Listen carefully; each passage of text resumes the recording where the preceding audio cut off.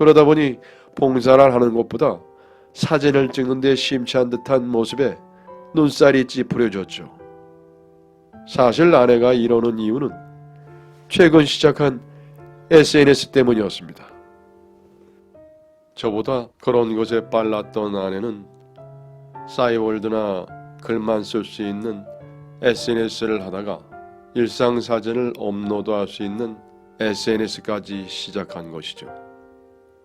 지금이야 저도 그 SNS를 잘 알지만 그때는 생소한 방식이어서 저는 그다지 관심을 안 뒀습니다.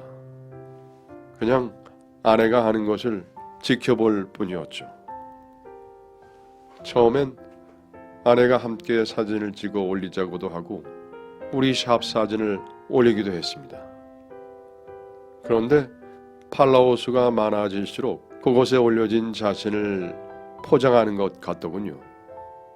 먹는 음식이나 헤어스타일, 심지어 옷까지 포장의 정도가 점점 심해졌습니다. 그래서 아내에게 그런 식으로 하는 것이 마음에 안 든다는 이야기도 해봤지만 아내는 이게 다 홍보하는 거라며 제 불만을 일축해버렸죠. 그리고 실제로 아내의 SNS를 보고 온 손님도 간간히 있었기에 심하게 나무랄 수가 없었습니다. 그랬더니 아내는 포장을 넘어 거짓을 게시하기까지 하더군요. 그 중에 제가 가장 화를 낸 것은 미용봉사를 가서 우리 미용실이 주최하는 미용봉사인 것처럼 게시한 사진과 문구였습니다. 사실 우리는 둘이 있는 미용실이라서 그렇게 대단위로 봉사할 미용사들을 모집하기가 힘들고 무엇보다 실제 봉사 주체가 이 게시물을 본다면 얼마나 어이가 없을지 정말 쥐구멍이라도 숨고 싶었습니다. 그래서 이렇게까지는 하지 말라고 해도 아내는 미용실 홍보를 앞세워 제 말을 무시했죠. 저는 봉사를 하는 게 왜 홍보인지 도무지 이해할 수가 없었습니다. 심지어 게시글마저도 거짓말로 쓰면서 말이죠. 그래서 저는 아내에게 이런 거짓말을 보고 오는 사람들은 우리가 착한 미용실이라고 생각해서 온다고 하는 거잖아. 제발 봉사활동을 이런 식으로 활용하지 마. 하며 화까지 냈어요. 같은 일로 화도 내고 몇 번을 다투니 결국 아내는 안 하겠다고 했습니다. 그런데 이후에도 알고 보니까 아내는 제가 모르는 다른 계정으로 만들어서 계속 SNS를 하고 있더군요. 심지어 그 계정은 미용실 이름으로 만든 계정이었습니다. 그 SNS를 보고 오는 손님은 늘어난 것도 같았지만 막상 저는 아내가 만들어둔 착한 미용실 프레임이 부담스럽기만 했죠.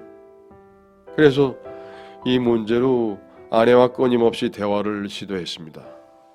난 이렇게 거짓말로 홍보하는 건 너무 싫어. 이건 손님을 기망하는 거잖아. 진짜 당신은 왜 이렇게 멍청하게 굴어? 홍보에는 조금의 과장이 포함되어 있는 거야. 당신이 하는 건 조금의 과장이 아니니까 문제라는 거지.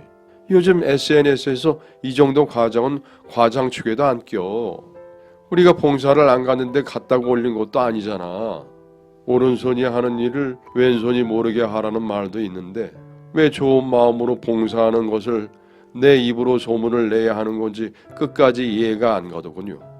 이런 상황이 반복되다 보니 아내와 저는 미용실 운영으로 갈등이 생기기 시작했습니다. 아내는 손님이 없으면 홍보를 제대로 못하니 이렇게 됐다며 저에게 뭐라고 했고 반대로 손님이 많은 날에는 본인이 노력해서 이만큼 손님이 오는 거라며 자신의 방법이 옳다고 했죠. 문제는 거기서 끝이 아니라 절 무능한 사람으로 취급하기 시작했다는 것이었죠. 이런 식의 갈등이 깊어지다 보니 아이 생각도 없어져 우리의 임신 계획은 끝도 없이 미뤄졌습니다. 그렇게 아내와의 갈등이 해결되지 않은 채 몇 년의 시간이 흐르는 어느 날 아내가 방송국에서 연락이 왔다고 하더군요. 아내의 SNS 게시물을 본 작가가 우리 미용실을 착한 미용실로 취재하고 싶다고 했다 합니다. 아내는 뛸 듯이 기뻐했지만 저는 절대로 안 된다며 반대를 했죠. 실력으로 방송에 나가는 것도 아니고 이쪽 사람들은 자주 다니는 그 미용 봉사를 가지고 무슨 착한 미용실이야. 이거 방송 나가면은 우리 쪽팔려서 고개도 못 들고 다녀. 진짜 답답하게 왜 이래. 이건 신이 주신 기회야. TV에 우리 미용실에 나온다니까. 그래 방송 좋아. 그런데 우리 미용 실력이 좋아서 방송에 나가야지 무슨 착한 미용실이냐고. 화를 내고 회유도 하고 눈물도 보이던 아내는 끝까지 저를 설득하지 못했고 결국 저 몰래 방송 허락을 해버렸더군요. 화가 머리끝까지 난 저는 그날 출근을 하지 않았습니다. 착한 미용실이라니 정말 창피해 죽을 것 같았거든요. 그리고 아내의 바람대로 방송이 나간 이후 미용실이 더 잘 되기는 했지만 그 기간이 길지는 않았습니다. 속칭 방송빨이라는 것은 몇 달이 지나자 떨어졌고 다시 우리 평균 수입 정도로 돌아왔죠. 그러자 아내는 다시 방송사에서 취재해 주기를 바라기 시작을 했고 저는 더 이상 안 된다고 단호하게 잘라냈습니다. 그럼에도 불구하고 계속 방송에 대한 미련을 못 버리고 있는 아내에게 결국 이 미용실은 내 미용실이니까 결정권자는 저라고까지 말을 했죠. 그 말에 아내는 자존심이 상한 듯 보였습니다. 그날 이후 저에게 필요한 말이 아니면 말을 걸지 않더군요. 그렇게 냉랭한 분위기 속에 5개월 정도가 지나니 아내가 독립을 선언했죠. 내 미용실 차릴래. 그러니까 내가 여기에서 지금까지 일한 것에 대한 권리금을 빼줘. 아내는 본인이 저와 함께 일을 하면서 미용실의 인지도를 올려놨으니 그 비용을 달라는 것이었습니다. 사실 아내는 결혼 전 운영하던 가게를 정리하고 남은 돈을 거의 써버린 상태였기에 혼자 독립을 할 만한 자금이 없었을 것입니다. 저는 고민을 하다가 아내에게 집을 담보로 작은 가게를 차릴 만한 돈을 해주겠다고 했어요. 저 역시 아내와 함께 미용실을 운영하는 것이 너무나 힘들었거든요. 하지만 아내가 요구하는 금액은 터무니없이 큰 금액이었고 우리는 그것으로 다시 싸우기 시작을 했습니다. 아내는 자신의 노력으로 방송까지 나갔으니 본인이 올려놓은 인지도 부분을 주장했습니다. 하지만 실제 방송이 나간 후 방송빨이 있던 기간은 2-3달 정도였습니다. 그것으로 샵의 인지도를 올렸다고 하기에는 말이 안 됐고 심지어 방송이 나가고 난 뒤 미용 봉사는 너희만 다니냐 하는 식의 업계 사람들의 비웃음도 있었습니다. 제 귀에는 그런 게 들리는데 아내의 귀에는 전혀 들리지 않는 모양이었죠. 결국 저는 이 미용실을 접자고 했습니다. 그리고 권리금 받은 것에서 절반은 아내에게 주겠다고 했죠. 애초에 미용실 시설에 들어간 돈은 모두 제가 한 것이었으니 그 부분에서 아내가 가져갈 것은 없었습니다. 그랬더니 아내는 그럼 이혼하고 위자료를 주고 재산 분할도 하자고 하더군요. 아내 입에서 이혼 소리가 나온 이후로 우리 부부는 정말 바닥을 찍을 정도로 싸웠습니다. 그 몇 달 동안 아내는 미용실에 나오지도 않았기에 혼자 정신없이 일을 해야만 했죠.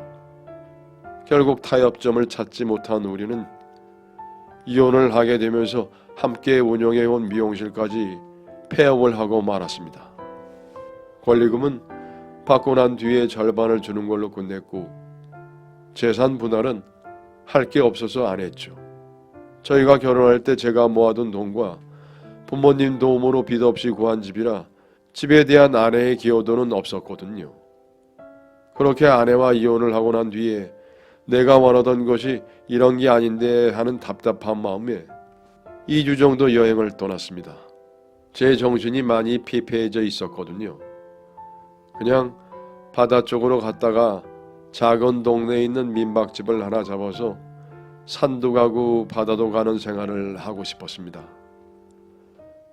복잡한 머리를 비우겠다는 마음으로 그렇게 얼마간을 지냈더니 며칠 지나지 않아 가위질을 못하고 있는 손이 근질근질거리더군요.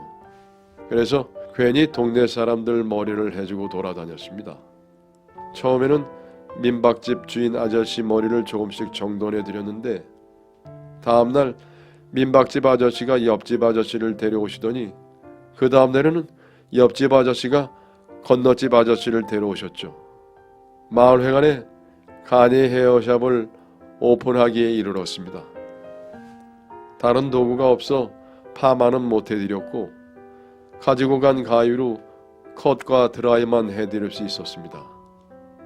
그런데도 동네 분들이 아주 좋아하시더군요. 원래는 이번 여행이 2주 정도 예정이었는데 동네 분들 머리를 해드리다 보니 일주일 더 머물게 되었습니다. 그렇게 마을에서 3주 정도의 시간을 보내고 복잡한 마음이 어느 정도 정돈된 저는 서울로 올라갈 마음을 먹었죠. 그리고 이 마을을 떠나기 전날 밖에서 바다를 보며 가만히 생각에 잠겨 있는데 이 동네 가장 젊은 사람인 이장님이 저에게 와서 말을 걸었습니다. 미용사 양반, 언제 올라간다고? 예, 모레 올라가요. 아유, 고맙네 그래. 그래도 이 동네는 읍내까지 나가야 이발소가 있어서 머리 자르려면 한참 가야 하거든. 도움이 되어서 다행이에요. 저도 많이 도움이 됐습니다. 자네한테 무슨 도움이 돼? 돈 하나도 안 받고 잘라줬잖아. 어르신들 머리 만져드리면 먹을 것도 주시고 기특하다고 칭찬도 많이 해주셨잖아요. 돈도 중요하겠지만 저는 다른 사람들의 머리를 만져주는 게 좋아요. 그래서 이 일을 하는 것 같아요. 그래, 좋아하는 일을 하는 사람이 가장 행복한 거지. 자네는 서울 가서도 잘 될 거야. 제가요? 이장님이 보시기엔 그래요? 그럼 기술 좋겠다, 사람 좋아하겠다. 자네 같은 사람은 억만금을 줘도 못 사는 사람이야. 이장 아저씨와 대화를 하다 보니 제 속에 답답했던 것들이 무엇인지 막연하게 알 것도 같더군요. 무사히 마음을 치유한 저는 집으로 돌아와서 1인 미용실을 차렸습니다.